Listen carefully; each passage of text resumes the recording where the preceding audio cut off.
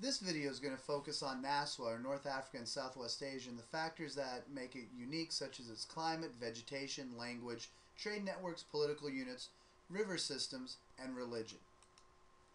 Let's start with the climate. Obviously, when we think of NASWA, North Africa and Southwest Asia, desert is a major part of it, but let's not forget the Mediterranean climate.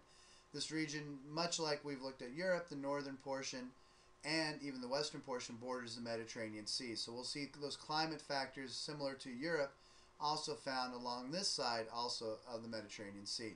Desert is here in terms of climate, and we will find some temperate areas. For example, when we look at Turkey and parts of Algeria and even Morocco. The vegetation, desert obviously is a major area. We've already talked about in the semi-desert. My favorite desert, obviously, for me is Ruba Kali, just fun to say. But we also have the Sahara. That's from the Sahara. Steppe, in terms of what we looked at in Central Asia, we also have some of the prairie and steppe and parts of Turkey, a little bit of Iraq here.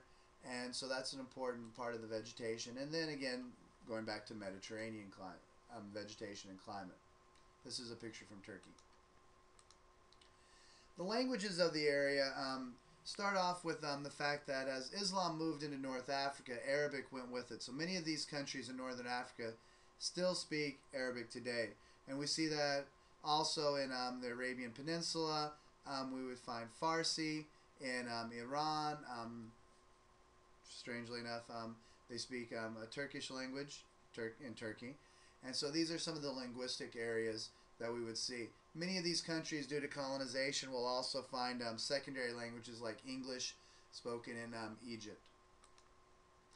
The major trade network, obviously, is the connection with oil in this region. This is a cartogram showing the amount of oil that is produced.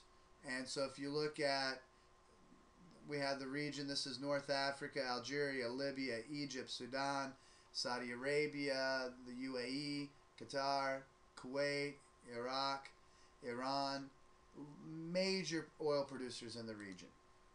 The political units, and actually what you see here is the red countries are the countries that are unified by Islam. And so North Africa and Southwest Asia, we'll look at in a little bit in terms of religion, is unified by Islam. But some countries we need to know are Egypt, Saudi Arabia, Turkey, Iran.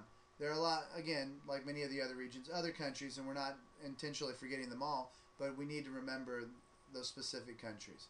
A little side note, older maps, so South Sudan is not a country on this map. It's one of the newest countries in the world. The river systems, we can focus on the Nile in Egypt, a major river system, and the Tigris and Euphrates that flow through Turkey, Syria, and Iraq. And again, we think of control of oil being important in this region, but because the region is arid, control of water is also important. Another river is the Jordan River that's shared with Israel, Jordan, and even aspects of Lebanon. So control of water is extremely important in this region.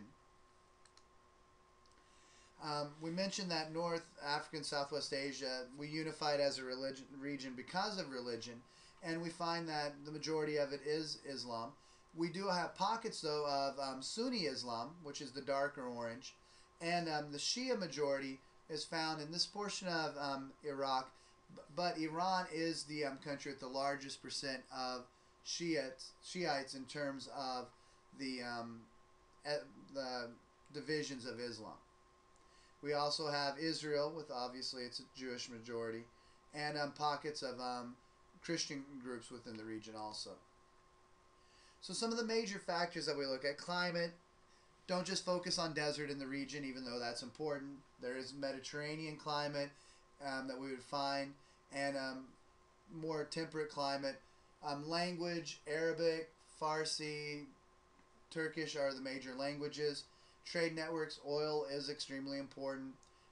We got to remember Egypt, Turkey, Iraq, Saudi Arabia, Iran. Those are major countries to remember. The river systems, the Nile in Egypt, the Tigris and Euphrates that flow through Turkey, Syria, and into Iraq. And in terms of religion, areas dominated by Islam, mostly Sunni Islam, with Iran being a country with the majority of the Shiite Muslims, but also Israel with its Jewish majority and pockets of Christians throughout the region.